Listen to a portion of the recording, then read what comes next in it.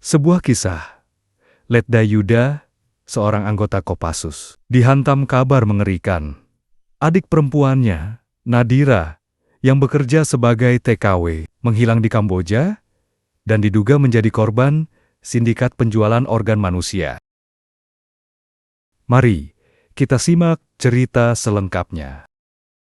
Letda Pratama Yuda baru saja kembali dari pelatihan tempur di hutan Kalimantan. Tubuhnya kekar dan berbalut seragam loreng kebanggaan. Meski keras di medan tempur, hatinya selalu lembut saat pulang ke rumah, terutama jika sudah berhadapan dengan Nadira, adik perempuannya satu-satunya. Di rumah kecil bercat hijau, mereka bercengkerama di dapur. Nadira sibuk menyiapkan teh hangat, sementara Yuda duduk sambil membuka ransel penuh lumpur dan kenangan berat. "Kak, aku keterima wawancara kerja buat perawat di Kamboja," ujar Nadira penuh semangat. Yuda terdiam sejenak, menatap mata adiknya. "Kamu yakin? Jangan mudah percaya. Dunia luar itu nggak kayak di brosur." Mereka duduk di teras rumah menjelang matahari tenggelam. Yuda bercerita tentang medan tempur, tentang betapa berharganya nyawa manusia, dan betapa liciknya dunia yang tak pernah tidur dari kejahatan. "Apapun yang terjadi, kakak akan selalu lindungi kamu. Dunia boleh gelap, tapi aku akan jadi lampu di depanmu," ucap Yuda sembari menyentuh kepala adiknya. Malam itu, tanpa mereka sadari, adalah malam terakhir mereka tertawa tanpa beban.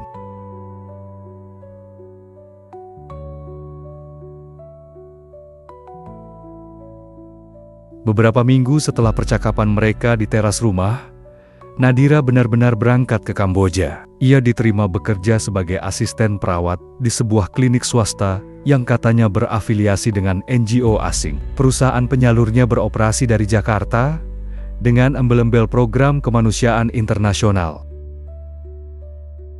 Yuda sempat keberatan, namun Nadira, seperti kebanyakan anak muda yang bersemangat, meyakinkan bahwa ini adalah jalan menuju masa depan yang lebih baik. Dengan berat hati, Yuda melepasnya di Bandara Soekarno-Hatta. Matanya tajam, namun menyimpan kekhawatiran yang tak bisa ia ucapkan. "Kalau ada yang aneh, sekecil apapun, langsung kabari aku," pesan Yuda sambil menggenggam tangan adiknya. "Siap, Komandan," jawab Nadira dengan senyum manis yang akan selalu Yuda ingat. 2 minggu kemudian, Yuda kembali ke kesatuannya di Batu Jajar. Namun pikirannya tak pernah jauh dari adiknya. Setiap malam ia mengecek ponselnya, menunggu kabar dari Phnom Penh. Awalnya, komunikasi berjalan lancar. Nadira mengirimkan foto-foto dari rumah tempat ia tinggal bersama pekerja lain. Cerita tentang pasien yang ia rawat, bahkan video call dari pinggir Sungai Mekong. Tapi perlahan, semua jadi sunyi. Hari ke-12, Nadira tak membalas pesan. Hari ke-13, nomor sudah tidak aktif. Hari ke-14, salah satu teman Nadira di Indonesia mengirim pesan ke Yuda. "Mas Yuda, aku nggak tahu harus ngomong apa, tapi ada berita. Katanya Nadira dibawa ke rumah sakit, tapi nggak balik-balik. Orang penyalur juga ngilang." Yuda terpaku, dunia seperti runtuh. Ia menghubungi semua kontak yang bisa ia jangkau. Pihak penyalur di Jakarta tak bisa dihubungi. Ia mencoba jalur diplomatik, bertelepon dengan atase pertahanan KBRI di Phnom Penh. Tapi jawaban mereka dingin dan prosedural. "Kami akan investigasi." Yuda tak bisa diam. Malam itu, ia duduk sendiri di barak, di depan layar laptop. Ia membuka semua jejak digital Nadira. Email, lokasi terakhir, bahkan menghubungi teman sekamarnya via media sosial. Dari situ, ia menemukan satu foto terakhir. Nadira tampak lemas, mengenakan pakaian pasien, di dalam ruangan putih terang. Ada bekas infus di tangannya. Tapi yang paling mencurigakan, foto itu dikirim bukan dari HP Nadira. "Itu bukan klinik biasa," gumam Yuda. "Itu meja operasi. Kalau benar adikku dijual, mereka belum tahu siapa yang sedang mereka hadapi. Aku bukan hanya tentara. Aku adalah abangnya. Letda Pratama Yuda tidak menunggu izin resmi dari atase militer. Ia terbang ke Kamboja dengan visa wisata, bukan sebagai tentara, tapi sebagai seorang kakak yang kehilangan setengah jiwanya. Berbekal paspor hijau, kartu identitas sipil, dan keberanian bulat, Yuda menyamar menjadi relawan pencari tenaga kerja. Ia berbekal sedikit kamer dan intel lokal yang sempat ia kenal saat pelatihan gabungan di ASEAN Defense Meet. Setibanya di Phnom Penh, Yuda langsung menuju alamat terakhir yang dikirim Nadira 2 minggu lalu. Sebuah rumah susun, kusam, di dekat dermaga. Lorong sempit, dinding berlumut, dan anak-anak berlarian tanpa alas kaki. Yuda mengetuk pintu kamar ke-307. Yang membukakan adalah perempuan Filipina bernama Mary Luz. Satu kamar dengan Nadira. You're her brother? Mary Luz memeluk Yuda seketika. She was kind. They took her, and she never came back. Who took her? The man from the agency. The checkup van, black tinted windows, no plates. Mary lalu menunjukkan lembar kertas lusuh berisi logo agensi penyalur tenaga kerja Global Mediterranean Services. Tertulis alamat kantor pusatnya di distrik Chamkarmon. Di atas apotek tua. Itu target berikutnya Yuda. Malam itu, Yuda menyelinap. Ia mengintai kantor agensi dari warung pinggir jalan sambil mencatat keluar masuk orang. Tak ada plang nama, pintu selalu terkunci. Kamera CCTV menghadap jalan. Tapi yang paling mencurigakan, tak ada pasien. Tapi selalu ada van hitam berhenti malam hari, lalu berangkat dengan beberapa orang berseragam putih. Di tengah pengintaiannya, seorang remaja lokal Fanak mendekat dan berbisik. They take girls, say check up. Some never return. Why are you helping me? My sister, same thing happened. She never came back. You look like soldier. You can fight, right? Yuda menggenggam tangan bocah itu. I can do more than fight. I can end this. Keesokan harinya, Yuda menyelinap ke belakang gedung menggunakan tali dan jendela servis. Ia masuk ke ruang berkas. Di sana ia menemukan dokumen-dokumen mengerikan. Data para gadis Indonesia, Filipina, Myanmar. Pemeriksaan kesehatan palsu, foto-foto tubuh perempuan dengan coretan organ, ginjal, paru, hati. Ia gemetar. Di antara ratusan nama, Nadira Pratama, tidak ada status pulang. Tidak ada tanggal keluar. Tapi ada satu hal yang menghantam jiwanya seperti peluru. Kalian kira ini cuma jual beli. Tapi kalian salah. Yang kalian ambil adalah jantung keluargaku. Setelah menemukan nama Nadira di dokumen batch 41B, Letda Yuda tahu waktunya hampir habis. Tapi sebagai mantan anggota satuan elit Kopassus, ia tahu musuh harus dikenali sebelum dihancurkan. Bersama Fanak, remaja lokal yang kehilangan kakaknya oleh sindikat yang sama, Yuda menyusun rencana penyamaran. Ia membeli seragam medis, bekas dan ID palsu. Lalu menyusup sebagai petugas kebersihan di salah satu klinik mitra Global Meditech, Humanitarian Services, yang sebenarnya adalah markas pencurian organ terselubung. Hari itu, Yuda memakai masker medis dan mendorong troli berisi peralatan pembersih. Lorong-lorong sempit itu penuh bau disinfektan menyengat, tapi ada aroma lain, bau darah dan ketakutan. Dari balik pintu ruang operasi, Yuda mengintip 3 dokter berjas putih. Seorang gadis Asia Timur dalam kondisi dibius di atas meja operasi, dan seorang pria tinggi berkacamata hitam, yang tampaknya bukan medis, mengawasi dengan clipboard di tangan. Ginjalnya utuh, ambil kiri, bius cukup. Jangan sampai mati, kirim malam ini ke Guangzhou, kata pria itu dalam bahasa Inggris beraksen Khmer. Yuda mengepalkan tangan di balik sarung tangan karet. Ia ingin menghancurkan ruangan itu seketika. Tapi ia tahu, misi ini belum selesai. Ia harus tahu kemana semua korban dikirim, dan siapa dalang utamanya. Di ruang bawah tanah, Yuda menemukan lemari es logam berlabel 41B. Ia membuka dengan gemetar, dan menjatuhkan diri ke lantai. Isinya organ tubuh, ginjal, paru, hati, semua terbungkus plastik medis. Salah satunya bertuliskan, Pratama, N. Liver, collected 2 days ago. Yuda tidak bisa bernapas. Ia menahan tangis. Matanya memerah. Dunia runtuh dalam sekejap. Tapi ia melihat satu hal lagi yang memberinya harapan tipis. Organ belum dikirim pending transport. Itu berarti masih ada waktu. Mungkin Nadira belum mati. Mungkin Yuda tak bisa menunggu lagi. Malam itu, ia kabur dari fasilitas dengan satu hal dalam pikirannya. Menghancurkan mereka semua. Ia menghubungi satu kontak kepercayaannya. Mayor Arif. Mantan komandannya di Kopassus yang sekarang bertugas di Kedubes Indonesia untuk Thailand. Mayor, saya butuh bantuan. Tapi off the record, apa yang kau temukan, Yuda? Bukan cuma jaringan. Ini ladang jagal manusia. Dan adik saya mungkin salah satu korbannya. Mayor Arif terdiam lama, lalu menjawab pelan. Kirim koordinat. Saya akan kirim orang, tapi Yuda, kamu harus tahu kalau benar ini internasional. Kita sedang masuk ke ranah sangat berbahaya. Saya sudah kehilangan separuh nyawa saya, Pak. Saya tidak takut kehilangan sisanya. Kalau benar adikku sudah tiada, maka semua yang terlibat akan tahu bahwa neraka akan turun malam ini. Malam itu sunyi, tapi di dada leda Yuda, badai sudah mengamuk. Ia kembali menyusup ke klinik gelap dengan peralatan tempur minimal pistol Glock, pisau lipat militer, dan bom asap buatan sendiri dari kaleng aerosol. Ia tak peduli jika harus mati malam ini.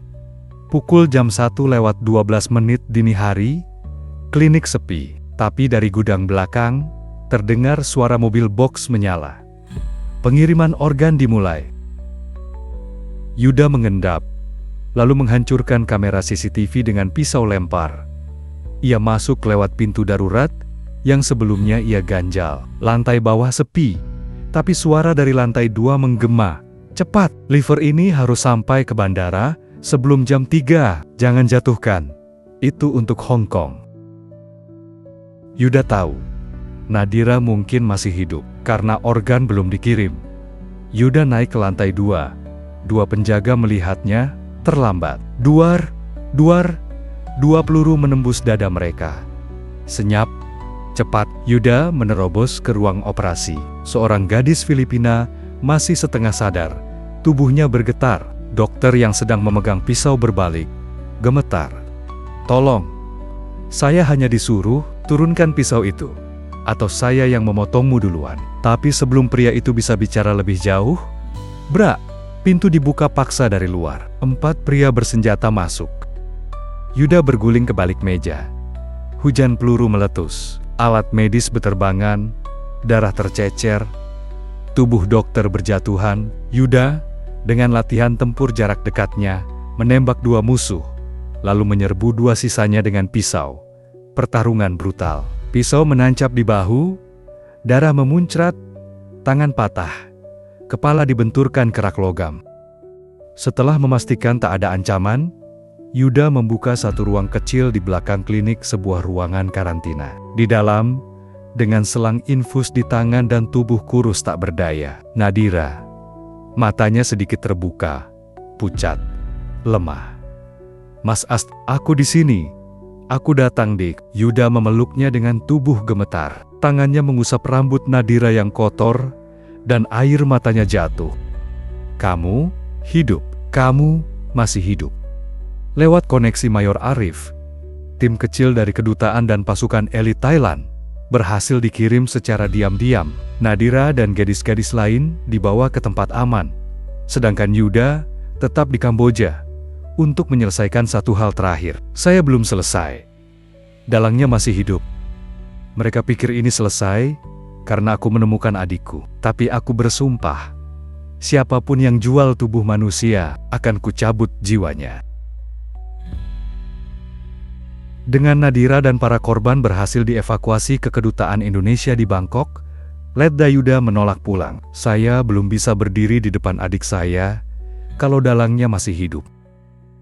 Dari hasil penyelidikan dokumen-dokumen yang ia curi, satu nama mencuat. Dia Leonid Vasiliev, mantan dokter militer yang kini menjadi medical director di sebuah yayasan donor organ internasional berbasis di Singapura bernama LifeBridge Foundation. Yang lebih mengerikan, yayasan ini terdaftar resmi, sering tampil di forum kesehatan dunia, dan punya reputasi bersih. Bersama agen intelijen Indonesia yang menyamar sebagai relawan, Yuda menyusup ke markas LifeBridge di kawasan Marina Bay. Kantor steril, mewah, dan penuh propaganda kesehatan, foto anak-anak, kutipan Gandhi, hingga poster donasi organ menyelamatkan jiwa. Tapi ada ruangan di lantai 17 yang tak bisa diakses sembarang orang. Lewat pemantauan drone dan akses dokumen terenkripsi, Yuda menemukan daftar pasien elit yang menerima organ ilegal, pembayaran lewat kripto, dan transfer dari negara-negara konflik. Dan yang paling keji, penjadwalan pengambilan organ dari berbagai negara, termasuk Indonesia, Myanmar, dan Nigeria. Setelah 3 hari mengintai, Yuda berhasil menjebak Dear Vasiliev dengan menyamar sebagai broker organ asal Vietnam yang ingin menjual ginjal. Mereka bertemu di ruang VIP Hotel Bintang 5. Vasiliev datang, tenang, angkuh, dengan sikap dingin ala monster berjas. "You must understand, this is not crime. This is business. We save lives of the rich, using the useless. Jadi aduku, kamu anggap sampah." Yuda membuka rekaman Nadira yang dirawat di ruang karantina. Wajah Vasiliev pucat. "You Indonesian military, Kopassus. Wait, we can negotiate." Duar, satu tembakan menembus kaki Vasiliev. Yuda menekan pistol ke kepala pria itu. "Saya bisa habisi kamu sekarang, tapi dunia harus tahu siapa iblis sebenarnya." Dengan bukti rekaman, dokumen asli, dan testimoni para korban, Yuda kembali ke Jakarta dan menyerahkan semuanya ke BNPT dan Interpol. Operasi Besser-Bisseren dilakukan di 6 negara. Hasilnya, 12 klinik gelap digerebek, 38 anak muda diselamatkan, 22 pejabat rumah sakit ditangkap, dan LifeBridge Foundation resmi dibekukan oleh WHO. Aku tak ingin jadi pahlawan. Aku hanya kakak yang tak sempat menjaga adiknya. Tapi mungkin dari semua luka ini, ada yang bisa sembuh, ada hidup yang bisa diselamatkan. Adikku mungkin tidak akan lupa horor itu. Tapi sekarang, dia bisa membuka mata, melihat matahari, dan tahu bahwa seseorang berjuang untuknya. Letda Yuda duduk diam di ruang isolasi rumah sakit militer. Di balik kaca, Nadira masih berbaring lemah. Tubuhnya penuh bekas luka. Namun yang lebih dalam adalah luka jiwanya. Ia tak pernah bersuara sejak dipulangkan. Psikolog berkata, trauma berat, butuh waktu panjang untuk bisa berbicara, apalagi mempercayai dunia lagi. Yuda hanya mengangguk, ia merasa gagal, sebagai kakak, sebagai pelindung. Beberapa minggu kemudian, Nadira dibolehkan pulang. Mereka kembali ke Jogja. Rumah kecil yang dulu penuh tawa, kini sunyi. Ibu mereka sudah meninggal 2 tahun lalu karena stroke. Ayah hanya seorang pensiunan guru, duduk menatap jendela. Tak lagi bicara banyak. Nadira sayang, itu kamar kamu yang dulu. Nadira hanya menatap, matanya kosong. Malam hari, Yuda terduduk di depan rumah, sendirian. Ia menyentuh bekas luka di bahunya, hadiah dari pelarian di Phnom Penh. Tapi luka di hati, jauh lebih dalam. Ia teringat shot-shot kecil mereka bermain layang-layang. Nadira tertawa sambil berlari di sawah. Ia berjanji akan menjaganya. Tapi, aku datang terlambat, Dik. Suatu sore, Yuda duduk membaca koran. Nadira berjalan pelan, membawa secangkir teh. Ia meletakkannya di meja. Mas, tehnya. Keburu dingin. Yuda terdiam. Matanya berkaca-kaca. Dik, kamu. Nadira tersenyum tipis. Aku belum mati, Mas. Tapi rasanya seperti pernah. Itu adalah kata pertama yang keluar dari mulut Nadira Setelah berbulan-bulan, mereka berpelukan. Lama dunia terasa hening. Di luar, matahari sore menyinari sawah yang menghijau. Letda Yuda kembali bertugas, tapi ia tak lagi sama. Ia menjadi pembicara di seminar-seminar tentang perdagangan manusia, mendorong pembentukan satuan investigasi militer untuk korban sindikat internasional. Sementara Nadira perlahan mulai menulis. Ia menulis kisahnya. Buku pertamanya diberi judul, "Mereka Mengira Aku Tak Akan Bicara Lagi." Dulu aku pikir kekuatan ada di senjata, tapi ternyata kekuatan sebenarnya adalah bertahan, bangkit dari kehancuran, dan tetap bisa mencintai, meski pernah dihancurkan.